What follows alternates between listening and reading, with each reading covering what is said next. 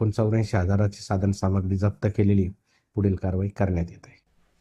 दरम्यान काळा बाजार रोखण्यासाठी प्रशासनानं कारवाई करावी। ठाणे हॉटेल असोसिएशननं पोलीस आणि प्रशासनाकडे ही मागणी केली। ठाण्यामध्ये एक महत्त्वाची हॉटेल मालकांची बैठक पार पडली। गॅस तुटवड्यावर तोडगा निघाला नाही, हॉटेल्स बंद करण्याची वेळ आल्याचं हॉटेल व्यावसायिकांचं म्हणणं आहे।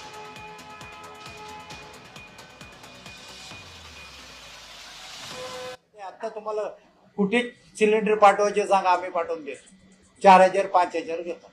हे ब्लॅक धंदा चालू आहे। सिलेंडर आहे, मेन गव्हर्नमेंट याच्यामध्ये काम करायला पाहिजे। आता ब्लॅक करणे, गोडाऊन रेग्युलर गोडाऊन जोडून दुसरा गोडाऊन मध्ये सिलेंडर आहे त्याला छापा मारला पाहिजे। तेव्हा मला वाटतं हे स्मूथ यांनी बोलले सारखं 1 महिना चालेल हॉटेल, नाहीतर हे रविवार सोमवार नंतर बंद होईल। चांगलं लग्न बुकिंग आहे। आता आम्हाला वाटतं की 8 दिवस नंतर आम्ही लग्नाची बुकिंग एंगेजमेंट आम्हीच कॅन्सल करणार आहे। आमच्याकडे सिलेंडरचं जेवण कसं देणार आम्ही, हे सगळं प्रॉब्लेम आहे।